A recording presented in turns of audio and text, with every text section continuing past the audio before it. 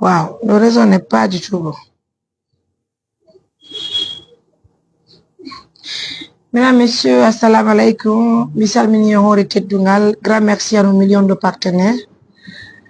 On ne sait pas si le réseau va accepter, mais on dit Alhamdulillah. De toute façon, je suis avec cette jeune dame qui est venue chez nous, voilà, pour nous parler un peu de son histoire.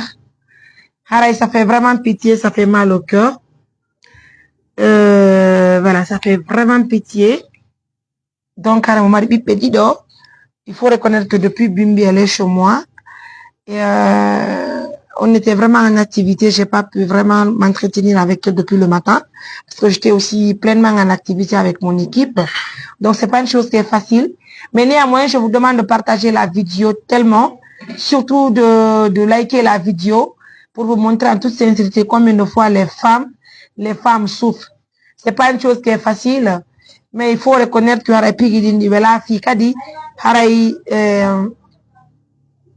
haray donc la weltani julɓe Allah ɓen fof lan salmini ɓe wona o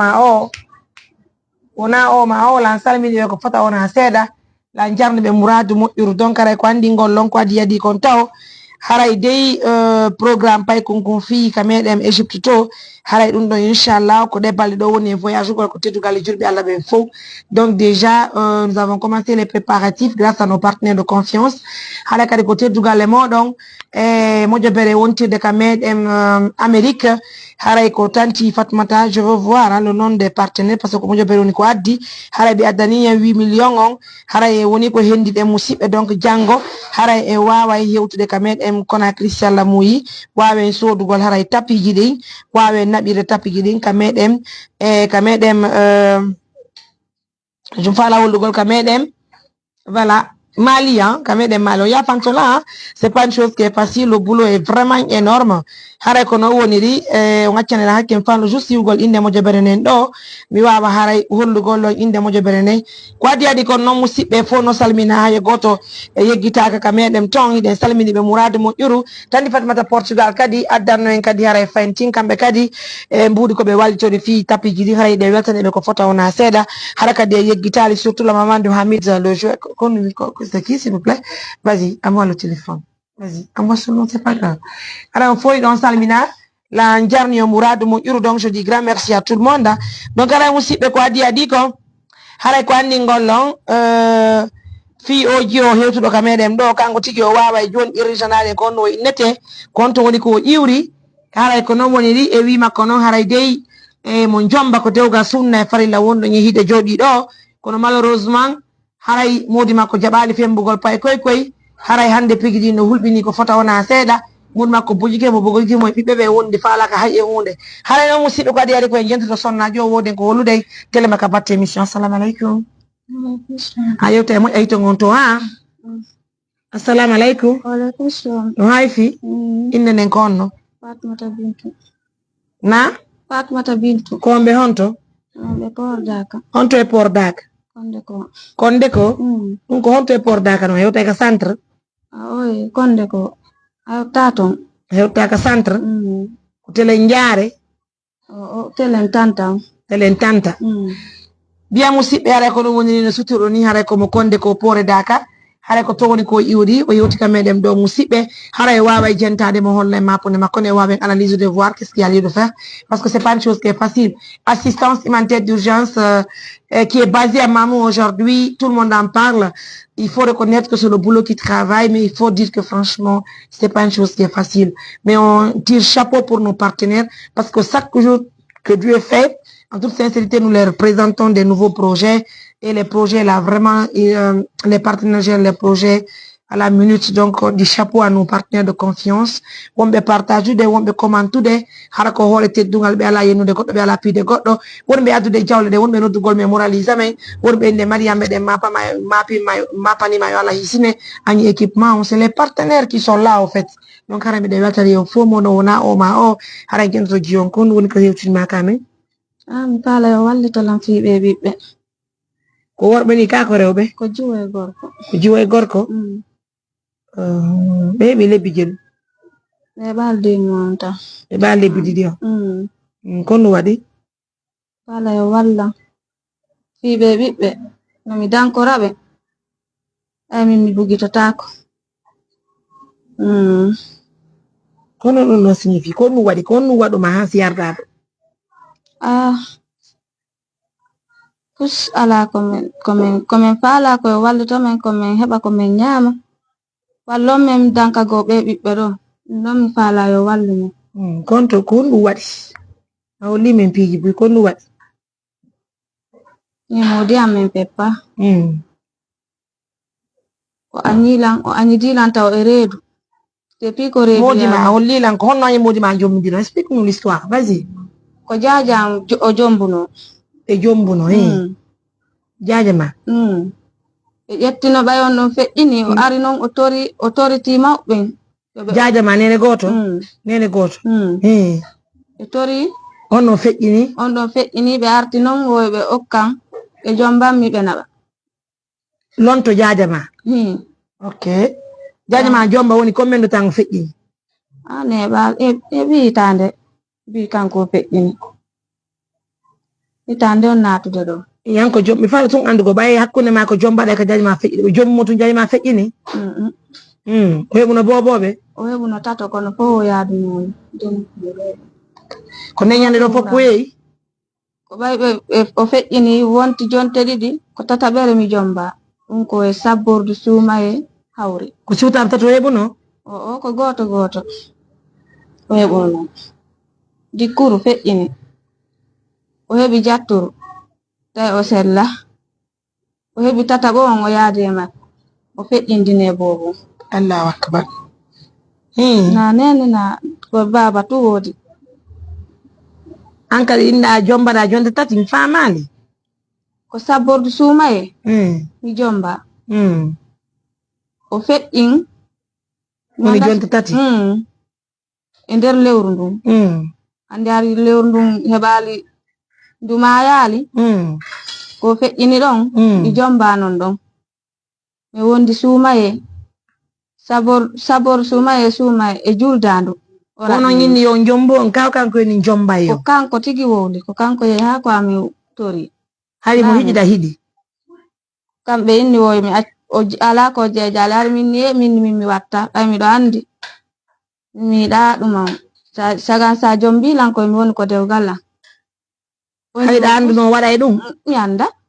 Kono no yinɗa an a anda mi famali? Si mi anduno ko ni mi yatano ɗum. Joni ko ɓayni o yehi inda ɓayan a hiɗa ɗum on kono ɗum ɗo woni. Worɓe ɓen hande ko ha ɓe jomba ma yo ɓe humpitoma tun hara ɓe bugitike ma. Woɓɓe miɗo andi ɗo mari siɓɓe ko noon ɓe gerduno e ɓengu maɓɓe ha ɓe seedi. Ɗum komi wulu noon komi daɗali. Kono feƴƴiri?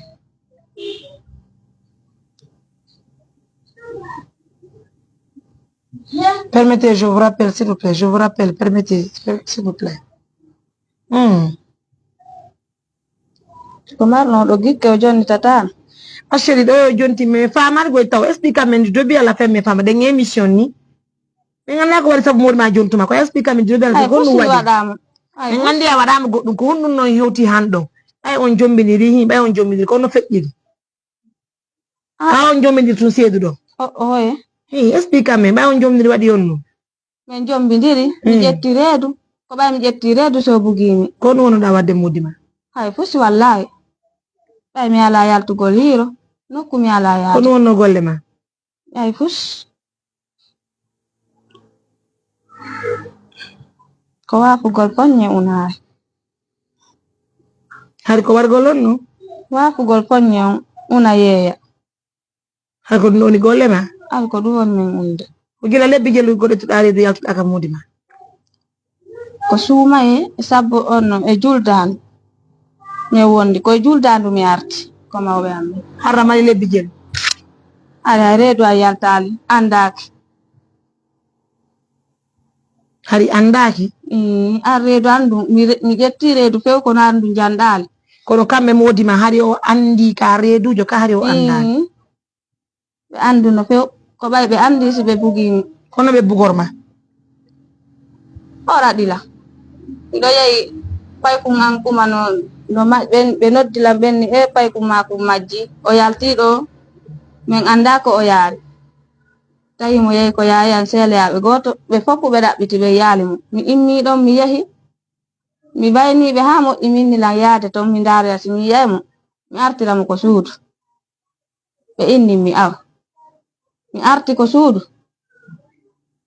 mi noddiɓe minni mi yitimo ɓe inni mi awa ɓe noddoy koto am ɓenni wo awa jiyo mon o yowon toon taw so arti gade wo ɓe piyelan o si tawi mi hewtitoye tun o soki sunnu woni o si mi hewti toon wo moƴƴantala o ɓay o piyala han maya min nena on no ɓe yayni kotan inni wo tami hiltitoro toon ngawata ha ɓe anda ko honno modima wayniɗamo ɓaykum makum no majji o holli ya yaw ɓay a yeehi o nodditi koto ma wonni wota hiltito ka suudu sabu honɗum mi anda ko sabu honɗum hunde a bonna modima wallahi pus mi bonnama c'est difficile à croire c'est pas facile c'est difficile à croire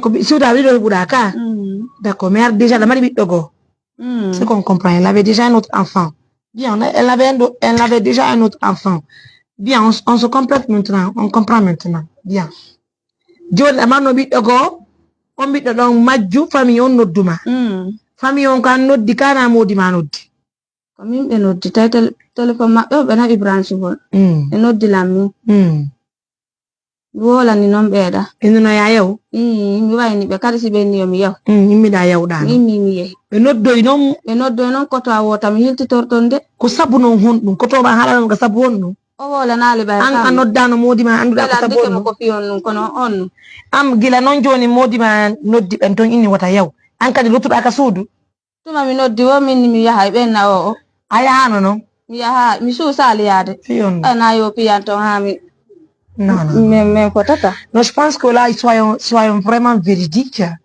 C'est vrai qu'il faut vraiment, on peut assister la femme, on peut l'entretenir, s'il le faut même, on peut la ramener chez son mari, c'est normal. Mais en toute sincérité, les explications, ça me donne un peu à réfléchir, il faut qu'on soit clair. Andi wo si c'est de ala hakil no nyawa, men ala no ton, kono ko dewgal ni. Andi il faut qu'on soit clair. Je comprends un peu difficile.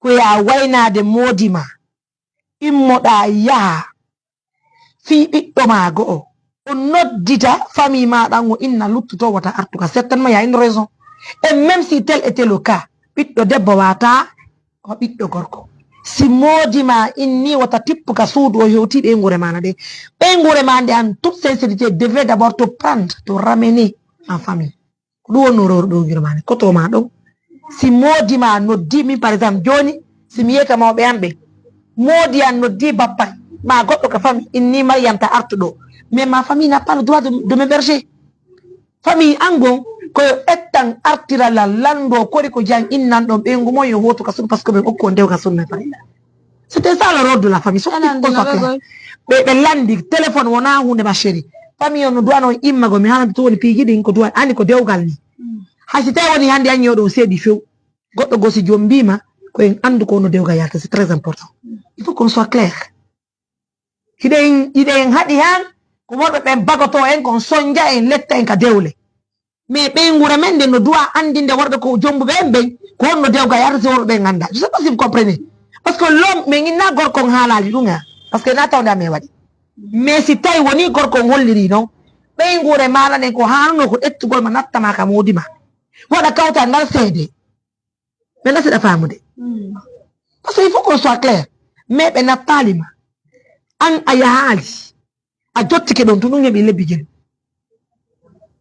lebbi jeenayi. Fillo moƴƴanani ma chérie, il faut que ton ayto ma ngo yewte. Woni lebbi jelu. Lebbi jeenayi. Lebbi jeenayi. Daka suudu gila Mody ma en jahoto. A hotali. A hoddali famille Mody ma. Mino ko kamɓe tigi yiɓe tawti. Ma chérie, a nodduno nene Mody ma. Ɓen jogaki téléphone ɓe nawi. A yahano ka Mody parce que Mody ma ko anya nene Mody ma wondi ka. A yahali. Yahali. A waɗi bonnere. Mbeɗe hiɗi wallugol ma mi innama e wallatama s'il te plaît mi innama e wallatama s'il vous plaît min innama e wallatama mais ce qui reste clair sagwan en yewta e coɓɓude ɗin quoi en fait nasɗa famude. Déjà d'abord ce qui est important, à partir de cet instant on va assister les personnes, c'est vrai, mais si les hommes sont fautifs, je jure sur l'honneur, on va les traduire devant la justice. Parce que fiyonɗum hande son soɓɓuruno woodi ko halfina fi ɗum ɗo hiwgol sonnaɓe et surtout pinisugol worɓe ɓe dakkota ko ɓen sonnaɓe ɗum ko modiɓe mon ɓe jaɓata dankade on ɓe au projet mon ko ɗum waɗana mais nasiɗa faltade. Ça c'est un. On peut vraiment aller vers le projet. Le projet va d'abord prendre les mesures contre cet homme qui ne veut pas reconnaître ses enfants. Ça c'est un. Mais d'un côté aussi, si son n'a pas rien, mais comment me l'ouginami, je m'en parce que ce qu'on autre, je sais pas si tu comprends un peu. Parce que moi je comprends très mal l'histoire. Quand tawata, awaini ke Mody ma aye ko honto yana ka famille ma da yawno da ka ko honto yana. Ko famille ngomi. Famille ma yonda. D'accord, il n'y a pas de souci, je comprends. Arrête. Je comprends. On peut comprendre tout ça, il n'y a pas de problème. Très bien. Johnny non, aya hali. Ha Johnny nene Mody ma goto ma be jokkitano ma. Jokkitali ko mi hebi do kay be no ko mi yahi ko be inni yo mi immo mi hewtitoya be ni o taw arude ko wongo inni ya immo hewtitoya ko babel ma innuno ya immo be nattali ma be halutu be ni yo be noddi taw be landi konto woni onni mo ko suudu o a meden nattude be nguma o hay so yahali o redu ndu woyna kanko je voilà. Andi certainement remo sikkiti ko honno waɗi an gorko sikkiti di bigi yafoɗa chérie s'il te plaît on se complète ma chérie. Anda fus mi anda wallahi Mody ma sikkitaki magne goɗɗo wallahi goɗɗo sibi jokki goɗɗo taw non chérie on n'est pas là pour ça d'accord reste tranquille mi naɗa jokki goɗɗo mi inni Mody ma o sikkitaki ma agne goɗɗo o tawda lange goɗɗo bien sakko inna ko ɗum ɗo mi waɗi o tawali mi ɗo wola bo inde sakko ko ɗum o innalan ko ɗum ɗo mi waɗi harɗa teddini dewgal ma ngal danki Mody ma tranquille hiɗa teddini Israël ma ila wonde ma ɓe sans problème c'est vrai na haɗum no fof no timmi no fof no timmi e tawno sina Mody ma jombiti hiɗa mo hiɗi Mody ma ka hiɗa Mody ma ɗon kon mi ala yiltitorde ɗo hande kay wonata ma chérie anani mbeɗa inda ya yiltito ko landal mi landima siko non yeccirano miɗo yeccuma ka duuɓi donc miɗo yeccuma ka duuɓi certainement miɗo andi fi dewgal ɓuruma andi on aime bien aider mais il faut qu'on corrige les choses hein mais nasiɗa famude parce que ko dewgal ni dewgal e keleyagal na goto mais nasiɗa famude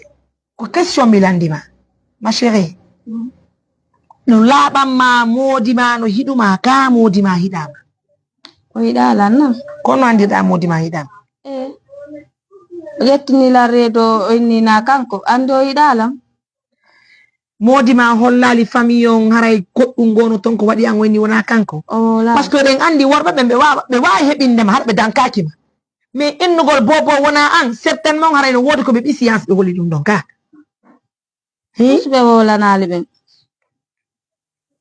ɓaya heeɓi bobon inɗa gorko on e famille mum on ɓe arano ɓe daari bobon ɓe darali boboɓe darali waynagol numéro Mody ma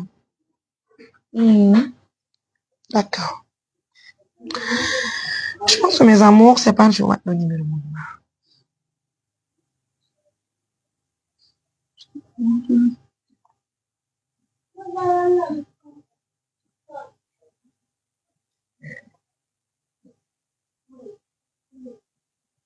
ok joni aɓe boboɓe heɓama gorkon fembali pay koy famille gorkon tefali ƴewali boboɓe ɓe heebi lebbi ɗiɗi lebbi ɗiɗi woni arde lebbi ɗiɗi on ok ya musidɓe on wonɓe sivude assistance humanitaire d'urgence no kala ka wonti ɗon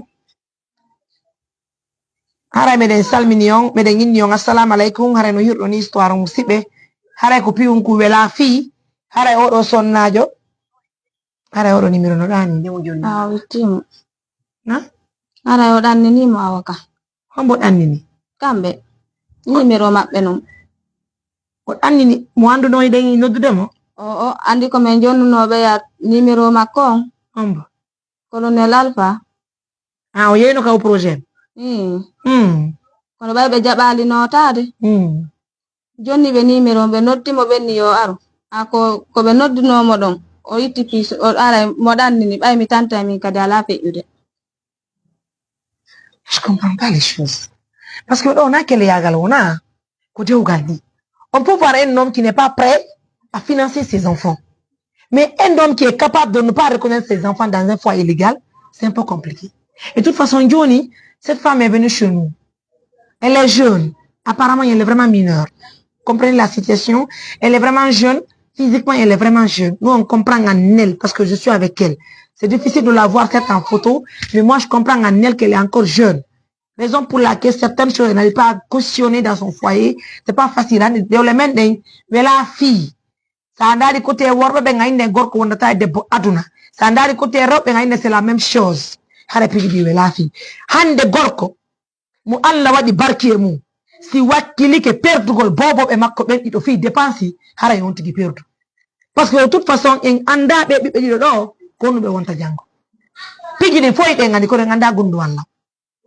bibbe dido si heba may dewgal si tay woni ben don baba mabbe inni falaka nene jon falaka bobo be hara wata faali hara wata faali parce que c'est clair be do nyande gol be woni e goddu ko woni tun ko wadanten sariya e mabbe ko fiyo be andu be do bibbe ko kambe jeebi bayno wona wondi o ko pay ko njandi be dabbita be mabbe même si on entretient les enfants aujourd'hui c'est qui reste clair jango si ko pay ko no jombude ma ono jombade nene jo yeggite kala ko fecci parce que ya wata be sur fi bibbe mabbe baba la tawaka be way wonde joni joni en palable mais si fi bibbe be yani si fi bibbe be yani e do ni normalement be tobbante baba la ngande nga Quran si be tobbane daga jande baba la ngo madaro si be no betade baba la ngo madaro si be no jombude baba la ngo madaro min dasira famude kurmenta debbo yu tabutu ka dewgal munyora fi anda wote nabi parce que don c'est pas facile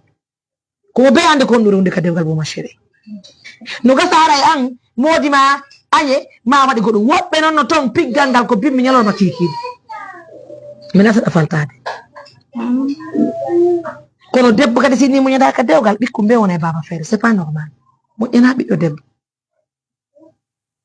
ya hedude ka dewgal ma munyoda dabba fere wakkilo da golla asi da golda dum hande modi ma danki ma dankaki ma anda wallahi billahi mo expliquande ma no wodi hande dewle ka wonde ka meden lagini do haybe jibini bobo fembugol bobo mabbe modi mabbe fembata ko kambe darato femba bobo mabbe surra wore mabbe ko dum woni ka dewle men c'est plus souvent ko fi hondum parce que be hida wirtere ko en fait kono ben do robe ko ben do robe woni gollugol kono debbo mo jabali jom gollude si on jombana e dewgal fere o ala si mode gidin ti o doga o yatta dewgal makko ko si tayda golde da hebande hore ma piji kono ton wawa hinnude piji ko hore ma wawa ta hinnu ko men nasda faltade ko mi wajanto ma men dasi welete mais je pense que c'est normal de prodiguer des conseils parce que c'est ça en fait si nous n'anima tout parce qu'on va t'apporter un soutien harami dainima woni ngal do woni gongal go ko mamu ngara dewgal ko munya sa munya ki wonda tay worbe ay bata sakete di gorko à 100% honnête ko sote ba gorko hara o kelo to wudar nan lan foko go hara o akkede ka suudu wala tabul bakko ngo ya jonni ya ben ka sare an no metti heba gorko hara o teddina fami ma fami misala ko hara o teddintabe mbota biroma o dankota ko biroma o yurminta biroma e be ngore munde anno sattika heba gorko hara o pete o ngata ma o ya wada sedi wada ma pigi foka suudu on gorko da wahi budemo heba kadi gorko hara tigi on don gorko himo hiduma hara be gona makko de sustayide kuma heba ella ka gorko ma da on ko don non ella munyo to akan kadi munyo ella ma ndas da faltade kono sa andari côté négatif on wobbe gono ton be so wisinte yalta ka dewgal ma mimi do hidi han mi do fala tay woni sattata ema accami yaha yaade hanka hodo bay haray hodo gonno mari laamido hodo gon tinna e ben don anda nulana modima anda kodi ko jam mi lando mo ko wadi hadi bobo mabe fembe se ngum pitike en andi modi haray ko ella wadi nder ton o etta sariya makko sariya dewgal sinke o anda ko no tambura bobo e makko be wadi habber ko joni sima o joni talima o joni tima o joni talima o gorko fala kama kono joni talima habbere goro a tortiki hore ma a tortaki ka ko seyta ina tedewgal mo ngal mashedi kono miran jandi be jettidi be artiri hombo artiri kambe tigi hombo la chef secteur mabbe on voilà en deux fois c'est pourquoi je dis dans les foyers il faut qu'on fasse très attention vraiment hande dele men no bona ko moko baabe duabe ben je sais pas si tu comprends ko moko baabe duabe ben tambitade de sangal ko ben do woni hikkade so fio dole de pour je comprends pas les choses hiben parce que no wadde wobbe hay si tay woni o jonni tima be mo bata mi rangi ma jamais be nakadi parce que moƴƴa ɓe artiri ko non torti ɓe rangini si ɓe nattiri ka kamɓe nattidi namen dalilo ɗum ɓe nattani ɓe rangini mi anda non je comprends pas les choses chef secteur maɓɓe on jettiɗi natti ɓe nattira ɗini tun haray goɗɗo e mon nulanaki on piiji ɗi aɗa waɗi ɓe ko tiiɗi ma chéri ka pay kun taw ko nu falla minen min wande ko wallannomi tan kora ɓe ɓiɓɓe ɗo joni simin dañi kiko be ko ma ɗum tun nafatama ko ɗum falla ko ɗum wata wadde an nene bobo ko ɗum wata kasude wadde fi anti atamo ɓiɓɓe maɓe ko ɗum wata wadde parce que je pense que on va aider les femmes parce que les femmes hara elles vont être indépendantes hara tu dépends pas des hommes mais là c'est la femme de mais fala tere ma den gollirta quoi hara atambanto hore ma ɓiɓɓe maɓe on peut assister le début fi wallu parce que siwtaɓe heɓuɗa ka pay kun nene ma wura nen ma feƴƴini yurmi ça fait pitié menen andamma mais guiɗo ma o wawi kettoɗoma ma chérie ça fait chaud au cœur ça fait mal no yurmi no satti mais si min wajakima min bonnante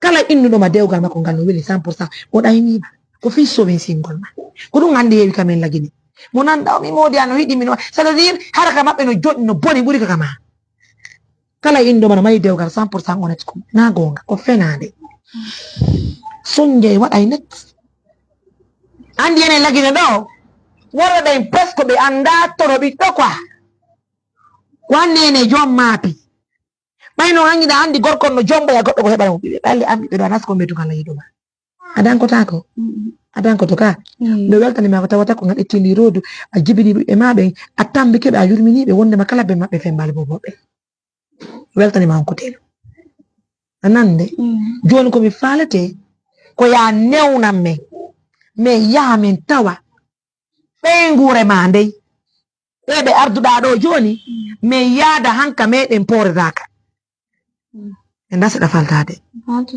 iwen pooredaka mayin hanka hoɗomo min tinda e hoɗo ngo mi tindata e fami maɗa on ton ben mano ton min yaa min yiida e ɓe ngure modimane min anda kodi ko jam si min yehi min daari min tawi gorko ngo añe tun o añide ɓiɓɓe ngo fala konde responsable après laamu ngo wona hakkude men parce que ça qu'il faut clair si min yehi min tawi gorko ngo añe o añu ɓiɓɓe ɓen o falaya danko ɓiɓɓe ɓen an tullotoɗa ɓiɓɓe ɓen janggo hetta ɓiɓɓe ɓen ɗum non ɗum kadi min tawi ko ɗum waɗi sariya minen min daroto ha laamu ngo yanamo artiramo o anda yi o bonni o duwaka bonnugo ɗum no miɗen jaɓi si a jaɓani min mi waɗa ɗum ɗon si min yawoyi noon kadi min daari min tawi bonnore nen koye ma woni haray komin torotoma min jeejama koya jippi fondement min wallama heɓa mecce min danko ɓiɓɓe ma ɓen tabitaka dewgal ma durkira mi jeejima no julɓe jeejirte hara fattinare ɓiɓɓe maɓe je sais pas si tu comprends ma chérie ka hande kadi décidi a wonata ka dewgal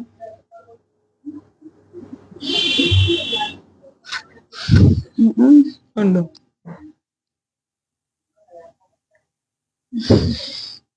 mi fillo ka émission hanki debbo noddunolan o innilan nene makko no jombita e hoɗo ɓe heɓi ɗum ɓiɓɓe nayo wo ɓay o piyi miyam makko ko nene goto makko kanko andi c'est-à-dire hade o anda na e ben makko woni ɓen ɗo nana e noon no haale ɓay o piyi miyam makko moodi nene makko natti jaabi ta piitu o aduna ta waranan bobo han anyo ko nene ka fuɗon ko non ka fa baba jiwon jooɗi wikiti wulli ƴawdi o noddi nene makko wo konto beña woni andi nene jom mapeke hiɗa andi hande ko ɓuri kon si jombitima ɓe hiɗata ɓe ɓiɓɓe ma min nasiɗa famude si ɓen maɓɓe a yimɓe gorko go hiɗay ɓe welata fiigoy je sais pas si tu comprends ma chérie si tawi woni sattata e ma hiɗa andi o piyatama ta modi ma no piwdema haalana o piyete kono yiɓuɗa ko satti e ma ka dewgal ma han tawata a wawa yeggutude o gorko a part ko fembali kon pay koy ko fembali ɓe kon ko ɗum ɗon to satti e ma ɗum ɗon no yoni ko ɗum ɗon to satti e ma ma chéri jaabolan honɗum ko ɗum ɗon to satti e ma ko fembali kon ɓiɓɓe ɓe eɗen jaɓi no yoni e ma no yoni wona an tun koye hoore an songelan satta ka ɓen mbiya joni noon kala ko julɗo heɓi koyo jippi fondu mo ngomuño a waaway jaɓude par ce que mi si mi yimodima mi anday siko hiɗɗo dewgal e sina faalaɗo dewgal few eɗen anda few non mais c'est arrivé c'est comme si c'était l'histoire de Fatou c'est la même chose le mari au début dit qu'il ne veut pas aujourd'hui il quitte même pas Mamou ah oui mais les fautes no sugama c'est la même chose ekkitiri ni Fatou ɓe pogiti Fatou ɓe faalaka hande gorko no wurono ma yo sina Fatou hande ɓerde makko ne wurata hande ɓe nane tum wodi sera min wawde ka sare honto ɓe ngwa woni non mais je comprends parce que minen andi ñande gore comment nous on priait le mari de Fatou pour qu'il reste avec Fatou mais hande Ablaye le mari de Fatou ne peut pas rester 3 jours au village hara uti pal ka sare ɗo ni mo kasga wayno gila hanki Fatou accama ɗo ya golle ça ne lui dérange pas hana beniman no welamo tu vois un peu dewgal yale wo yale ba ma chérie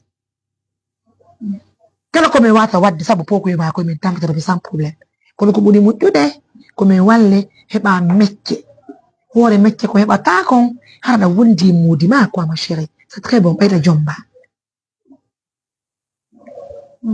ka walanakima min waɗa faale ma o yaw ya an lawol ni sa par ce que ɗin pigijiti soɓe ma chérie mi fenantama je t'oblige pas hein kono mi waagatomo par ce que ka miñirawa ko ɓuranma komin tambito pay koye ma koye tun min hakkitama no no ɓuranma so ɗum no ɓuranma je peux faire appel à nos partenaires ɓe wallitome min tan bo pay koye koye y a pas problème so ɗum ɓuranma mais so ko ɓurma e moƴƴande kon ko ya newnan men min yamen tawoya famille modima on min tinda min anda kori ko jam waɗi siɓe fen mbali ɓe ɓiɓɓe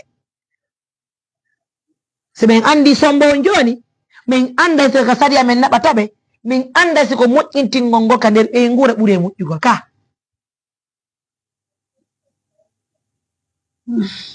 ma chérie Diabola nous sommes en émission ma chérie sani mi ala famude ko ɗum watte min danko pay koye koye min selidama e ɗum ɗon ça va ko an no jeyta toon kaye min feejo min waɗa ko ɓuuri e moƴƴude ko on nden palano kayititorde ɗum few fiyan noon ay to woni ha ɓe yaltini pijan ni ko na atan piji ɗi yaltu hey ma chérie je t'oblige pas hein mais nanu waaju nani nanu waaju dogude ko gasa ɓe ɓiɓɓe ma kala ko moodi ma bonni fe maɓɓe ɓe ɓiɓɓe yoɓoye nena seɗa faltade koye boboye ma yo Allah waɗu barke e maɓɓe ɓe yoɓanoyte ɗum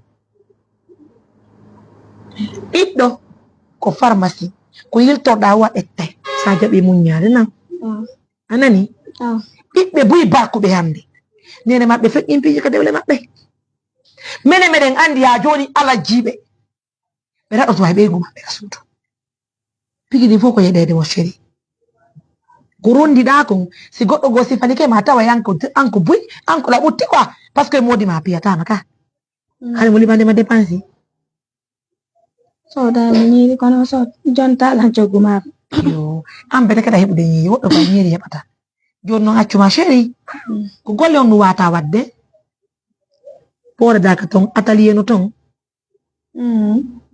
an to yewte atelier no ton sa naati atelier no walanima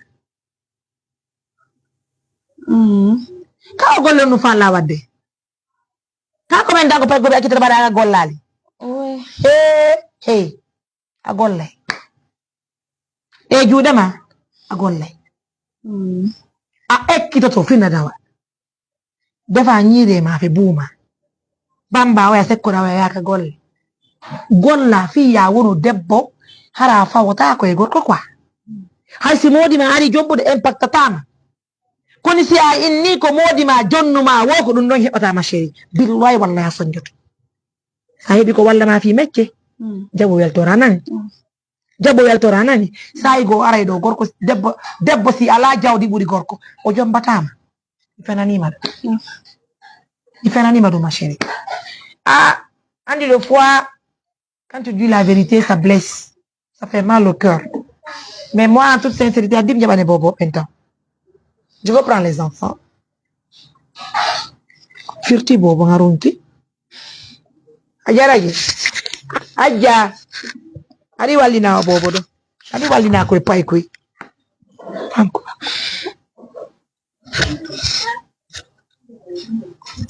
ari wa imo walna bobo ye kande fu wona so taw dum ko fu ne do c'est bon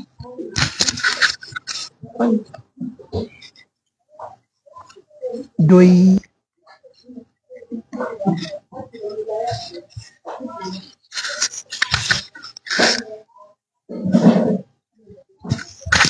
Mesdames, Messieurs, comme vous le voyez en image, je vous invite de suivre la vidéo.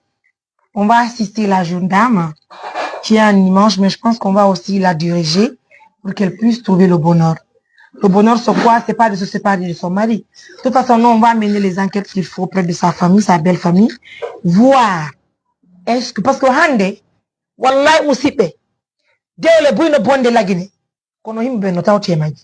Ko fi on non, be yey dewgal fuddingal bonude be jabbitata ko dewgal ngal. Non seulement hafina be dewgal ngal tefata ƴewata, si nene mayi baba mayi yibe be tefata ƴewata. C'est-à-dire hande no côté kidi foko ndarda o faiblesse on dudi ha fe'iti. Donc mi fala si tay woni a jabanila.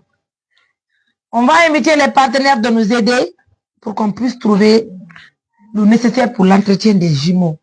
Parce que au jiwa e gorko. Bobo be me fembaka ba ma be jabal fembude bi be. Menen me ya por daka men lando kodi ko jang. Si men dari men tawi ko ellan ko e gorko woni.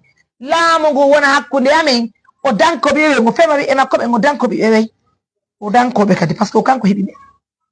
Si ndara no taama kadi ella wona e baba makko woni. No way wondera ellan ko ka yumma makko woni. Corrigen en la on o wonta ka dewgal makko parce que ɓiɗɗo debbo ka dewgal makko do a woni. Arrête. Vous comprenez? Joni yewten ko wonde wadde seede no machine. Joni mi do baawa mo. Ɓaya la feere kala ka ɓawa ɓayda won mi kaman no chéri accutani nan. Do baawa mo joni. Ko ɗum tanginina no ɓurma moƴƴande quoi mi waɗa ɗum non ko ɓurma moƴƴande mais wallata min soñjatama. Ari kami ko ɓayda hooli men. Kono sa ari futtere min waki to maka. Joni ko ɗum ɓurma moƴƴande selon toi dino surtout. Ko ɗum ɓurɗa tanginani no moƴƴamma. Ko men danko pay koy hara men ɗaɓɓanalima mecce min accitirama ni ka ko men danko pay koy ɓe ɗaɓɓanama mecce ɓe nattama ka dewgal ma si min andi ellan koye ma woni si tele woni ellan ko modi ma woni falaka ma few ko wallahi billahi min forçatama fiya woto ka dewgal ma kono si tawi woni gorkan ko ella mari himo hi'i dewgal ngal ndiyare ko ɓuure moƴƴude ko ya hotu andi waɗo ɓe fof no mari ella waɗo ɓe fof no mari ella de Sandari gorko mo fembali bi mumbe. On don ayi bi be goddo go hido e be bibbe. Haysi o hido e be ara nyande gorko hebuda sonja hore mu. Haysi a jombi to yama kasira e sara go. De be do fi mabbe si yani ko ma babala mabbe on tawta. Joni no si tay woni do gorko no hido maka dewgal ko woni ton himo statti fi mo mari problème. Ko do nyini te ngam problème o change tabita ka dewgal ma. Si tay gorko piyatama o korte nyire si tay woni mafia la. Hala ko taga ma konfandi.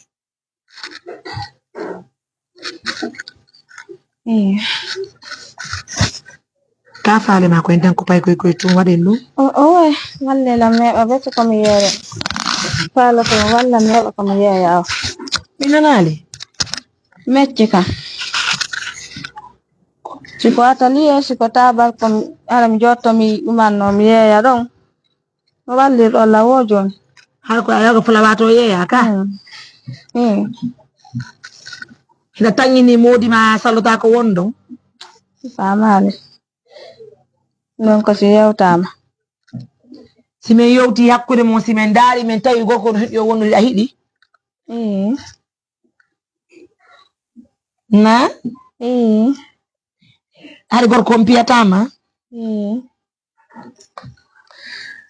Mesdames, messieurs, c'est pas un boulot qui est facile. Hein. Juste animer l'émission, ça m'épuise. Épuiser la motia. Et puis le stress, c'est pas facile. Mais il faut reconnaître que Dieu a vu à la 100% là. Hay sa tawi modi mano mari sira siriyar mo mari pigi sappo yene ka suudu wode ko manki ka dewga ay bobo welama mo munde judde indi din ala hewo na indi din ala hewo awra boto bay den kay mission hare ko mabe yarabira indi din do ala hewo ko e wulla e modda no le mariage est dur hein mais ko dewgal ma chérie mugno. En tout cas, j'invite les partenaires de confiance de nous aider, s'il vous plaît, je vous prie humblement. Aidez-nous, on va trouver le lait des enfants, on va trouver les habits pour les enfants, on va entretenir la maman, mais bien avant, on va d'abord vraiment trouver le lait des enfants et les habits des enfants. Pour le cas de la maman, on va partir avec elle au village, on va avoir les renseignements auprès de sa belle famille, on va connaître d'où vient le problème, on va connaître si le problème vient de son mari. Est-ce que le mari tient toujours à ce mariage? Si tel est le cas, on va essayer de résoudre ce mariage pour que le parce que c'est mon souhait le plus ardent. Si mendari mentawi gorko himo satisfaire few o jabata dewga ngalo harmini few on kadi me humpita yon si Allah jabe. Si tayno woni dey gorko no fala dewga ngo taga woni on ala, on va essayer de maîtriser la femme. Elle va rester, on va l'assister dans son foyer. O danko bi ema ko ben ka dewgal makko, o heba mecce ka dewgal makko, o munyo ka dewgal makko, o njorobe etiti be fo munyori no. Hande ma chérie, Allah baka hang. C'est-à-dire dewle den toro den Allah yo Allah change de quoi? Yo Allah change dewle de. Nani? Na côté mato. Mo yiwda hono wullude. Yo Allah fittu golle men ni kono dewle den hande. C'est ma chérie. Si woni yaɓi ɗo debbo jombaba ko faletemi ko yon tigi tabutu ka dewgal to ɗen Allah yo Allah change worɓe ɓen positivement hande dewle men de c'est pas facile mo yiwɗa wono wullude kala mo yiwɗa no wullude ko sifaniɗo bako ronni wo ko on ɗon sa sifanaka innako ko ma kon ɓuuri bonde ara woɓɓe goo no bodi no lanki kepp kono ko hunde ko wirtude d'accord joni faltodiri ok mesdames messieurs comme vous le comprenez. La jeune dame, malheureusement, ses enfants battaient mon wadali. Et en plus de ça aussi, on peut comprendre. Hein? Donc, on va assister cette femme. Mais ce que je veux, c'est une jeune fille. On doit vraiment voir pourquoi ça ne va pas entre elle et son mari parce qu'il n'y a pas eu de divorce. D'accord? Ensuite, si on peut arranger, on arrange et qu'on l'assiste dans son foyer. Si on ne peut pas, vraiment, on va essayer de trouver une solution pour qu'elle puisse prendre en charge son avenir d'abord, elle, et préparer l'avenir de ses enfants. D'accord? C'est pas facile, de fois, c'est que beaucoup de personnes ne vont pas comprendre. Ils vont dire, Mariam, tu obliges la fille de rester dans son foyer. Oui, c'est normal, parce que moi-même, je suis dans mon foyer, non? Hein? Mais c'est la vérité. On a dans mes wondiri modian. On a qu'on a blai wondiri modi, pengomu. On a qu'on a abede wondiri modi, pengomu. De toute façon, on peut la mouni ko wondiri. Mais inni, Min Gilami Andi, parce qu'il faut qu'on soit clair. Gilami Andi, première dame, l'ex-première dame, l'épouse du président Alpha Condé là. Depuis que moi j'ai compris que même celle-là n'était pas heureuse dans son foyer, hey, il faut mettre en tête que on a un moment de mon affaire, on va être heureuse à 100% également. Non, mais c'est la vérité. Au début, tout peut marcher. Mais nous avons un tumbo, l'anche bona. Moi, nous sommes président, on Alpha Condé, mais mata fourré bengo parce que ça n'allait pas. Ça n'allait pas. Ça n'allait pas, ma chérie. Il y a des jaudi, fada butuka de galma. Allah fada ma jaudi ara butti di wurado butiro. Afami, ko munyangal ma chérie. Fi Allah jippin fondement. Sa woti do jolloto Allah ba postali go da jula inna fiuti Allah. Bay Allah no ande ko dewga sunna farli yalla ñippo berne made ñippo berne modi made si tay woni nafano nder to yalla mu intin dewgal ma bay ko sunna farilla. Yalla wadu barki e mabe to wana bobo e mabe dan ko dabi Allah wada barki mabe. Anani? Oh. Ajabi ko wallahi sa wadi ani sata. Oh. Men dan ko ma hore dum do. Bobo e mabe si partenaire be be waliti ke me sonno be bira e cionki. An kadi me nada ma mekke kono foti ko mecce ko men natta ma don si men nada men tay gorko no tabi dewgal ngal an ko ya munyo wona ka dewgal men nada ma mecce golla harta ka dewgal ma attawa no laba no wonda may teddungal. Oh. Anani? No wonde teddungal. Oh. Si daka dewgal ma hiwdo ma teddinte wallahi. Goddo yawata ko man la ko seede. Si neno kada gollude. C'est comme ce que je disais hier. J'ai vu Fatou hier. C'est comme si c'était pas Fatou que j'ai vu devant moi. Hey, tellement que Fatou est devenu responsable. Je vois Fatou en bague, en boucle d'oreille, en scène. Je la vois très bien habillée. C'est Fatou que je vois. C'est ça que Fatou me dit. Et Allah, ake no mi yana ne, de ka golle mi artu yettu gollo modi angari bini hombo ari. No modi angari, on be no dali o modi angari. I Fatou wadu wore man, ye na ono ngini mi dan ko modi amini ya. Afami, do ka no weli ma chérie. Pay mi mo inno la Fatou e modi mu weldi tay. Hambe hi indira be wonta ka dewga no laba no foti. Min no c'est pas facile. Alhamdulillah ne be wonti ka dewga. Ankar certainement on peut y arriver s'il te plaît ma chérie. Fi Allah jippe fondement nani. Ara seyti nani. Donc har no yaay nani obligé de ko bay ka mi nyanga mi wajima. Anani? Ajabi. Ajabi ko mi yewtuma ko. Joni yoto ka suudu. Lota pay ko questa woni dai no nyango no wodi bifi dinni accado loto da salli ko da jula fewta Allah. Allah ko Allah ronki. Fewta Allah. Mi ana sada famude. Yo Allah moƴƴintin dewgal manga yo Allah wadu barke maggal. Yo Allah buttim berne maden aduna e laka. Allah nyaatore. Menen kadi beru ko men way ko min yutire baawo min tambito pay ko hunde watta bi e ma bisina ko kon kan. Ajabi? Anani? Nani jabi. Ajabi? To jabu goddo so winsina na. Nene modi ma no wa inde a wonta ka dewgal ma. An immoda ina wonay. Parce que ko dewgal. Mo shiri ko dewgal. Nyande bebi e ma jande ko be intane na yaltata ka dewgal goddo hidi anya yaltata. Kono pay ko bobo weta be wata dartana dem. On lerdo ko anni poto ha buba. Fiya hebu ko be do wona.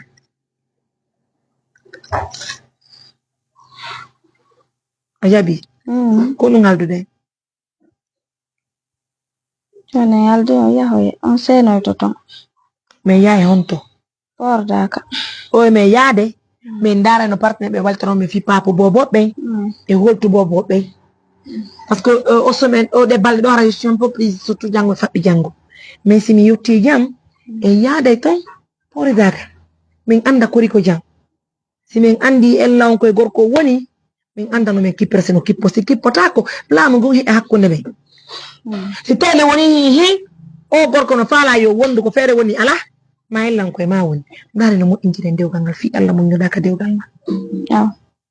Andi hande mondialisation o sa hidi ke yimbe ngawon taka tabita e dewgal wallahi.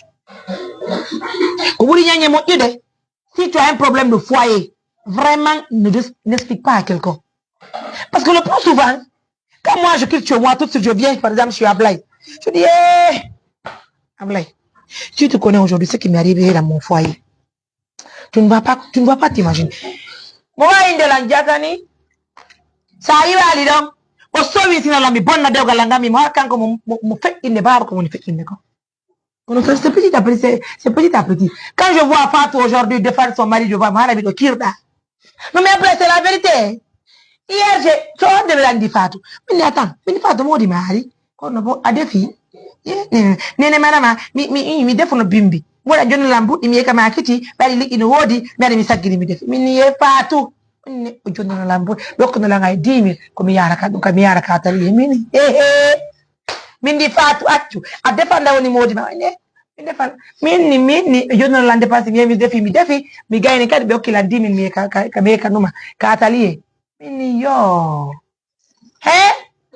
celle qui nous disait que n'avait pas de dépense là wallahi a placé qu'elle m'a dit aujourd'hui ici avant qu'elle ne rentre à la maison mindari o ha mi winni wallahi minni jiwa ngon tabitika dewgal makko o andino dewgal géri de c'est-à-dire gère ses problèmes internes quoi tu comprends un peu ça peut arriver ma chérie je te comprends maman des jumelles ou bien des jumeaux ça va aller calme-toi nani jipi merde man ndugu chérie coco na ota hulu nani ajabi moƴƴa muñño dogu chéri nani muñño dogu nani kala ko anduɗa mankiika dewgal ma ɓe ɓiɓɓe ma sa jaɓi tum muññagol ɓe ittante ɗum anani min ay komi fejji ko ngande koyngal ngal tu as vu ça e ayi sans te mentir ay koyngal ngal tu vois ça ay ko ɓe arta joni fi ɓiɓɓe ay ko kamɓe adi waɗi ado hoore an ɓiɓɓe am ɓe na koy ko ɓeeri jannal taw ka ay hamid ka kono ay ko ado ɓe ari oya nangiri landa parce que boobu nu weli donc mi torki ma mi jeegima depuis fondement o mesdames messieurs s'il vous plaît partagez-moi la vidéo aidez-moi à partager la vidéo on va essayer de voir qu'est-ce qu'il y a de faire pour qu'on entretient les enfants ça fait mal au cœur ça fait fatiguer comme man jamais ngoroki quoi le stress et la franchement nous sommes combien de personnes mesdames messieurs les 1300 qui nous suivent parmi ces 1300 il y a nos partenaires qui nous suivent. Partagez-moi la vidéo, likez la vidéo, je vous prie humblement, je vous demande pardon. Tout ce que nous faisons, c'est pour le bien-être de cette fille et ses enfants. On n'oblige pas la fille de faire quelque chose qu'elle ne veut pas, mais on veut la conseiller pour qu'elle puisse rester dans son foyer, parce que c'est normal. On ne va pas regarder le côté mondialisation, nous. Ce qui nous importe, c'est comment elle va se tranquilliser dans son foyer, si toutefois l'erreur ne vient pas de son mari. Si Gorkoro Ideo Gangal, notre souhait, c'est de la voir dans son foyer. Elle va vivre là-bas avec ses enfants. Sasa kwa meya pour daka. Menna bana ma ton nyame tigi madi. Bobo e ma be men dan ko be ton. Na da bi ma ben ton l'école. Anka de janga golla ton. Dan ko na modi ba. Sita woni ellan o jabi o dew gangal mo. Sita ina woni o jabo yali. Me force ta mo fi. Kono so jabi menen me yana e ma men ke jama mun yona sawu bi be ma be. Ajabi? Ajabi? Ok. Pai ko yala papu ni? Yala fui ko be nyama? Yala bila ne? Awa. Munyo nani? Munyo dogu shiri. Ana wadu barke bi ema be nan? Munyo dogu nena nani? Munyo nani? Hay sita woni modi ma jabi e mo intiningal de ko. Hay yawda hombo de ni hondunde aye yari nari. Konto ma ba ko ya chabe bi. Andi di do kota nani wattirte cukkay bobo ngayi ndo wonta do cukkay bobo aye ita nani jabi saye mi nodde ma noddalan be balde do ma impore da kanani si partenaire be walti mi soda biraki di kanyuma ko nyamete pay koy kanyuma chonci mabbe di si partenaire be walti ke men nani dare no yare pour da kamen anda ko di ko jang say ellan koy makko woni men dara sino arrange o si arrange tako me walla ma heba mecce men dan ko bubo ma ko nani hanyande wa banda hore ma wo faltoniri ajabi amunyoto amunyeke munyo do ko sheri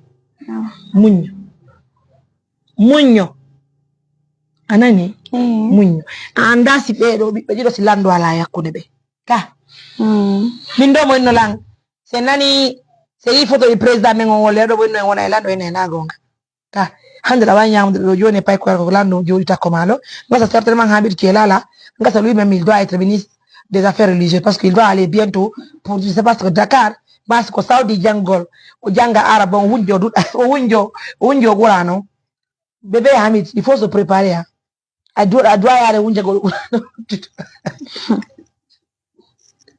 C'est normal, chérie. D'accord? Ajali, jalo no hana seti nan chérie. Seti na? Fiyan la ta seti. Ka monike. Ouais. Na? Monaki. Monaki. Ota muno doku chérie na. Jejima. Ra bi bobo. E po bobo no hide go unne. Oya. Accu bobo respira. Sa yeyi. Itta ko ko tan do walta ko nani. Hey. Mini sa hoti ya loto da. Salli go da fewta la nan. Ara calcal ko go tukit girama. Perne ma nengi potano chérie. Allez. Mesdames, messieurs, comme vous le voyez en image, nous sommes des mères, nous sommes des présidentes, nous sommes des jeunes dames. On accepte tout, voilà, parce qu'il faut le faire à cause des enfants, il n'y a pas de souci. Merci à nos millions de partenaires. Merci à toutes ces bonnes personnes qui nous suivent de près ou de loin. Merci à vous de nous considérer. Je vous prie humblement de partager la vidéo. Je prie à Allah me donne 2 partenaires ou 3 partenaires qui vont prendre en charge ces enfants en nourriture, en habillement. Et nous aussi, quant à nous, on va aller à Poredaka voir d'où vient le problème. Si on peut arranger, on arrange. Si on ne peut pas arranger, on va préparer l'avenir de cette jeune dame et ses enfants, Inch'Allah. Prenez bien soin de vous. Encore une fois de plus, Maya vous embrasse. Au revoir.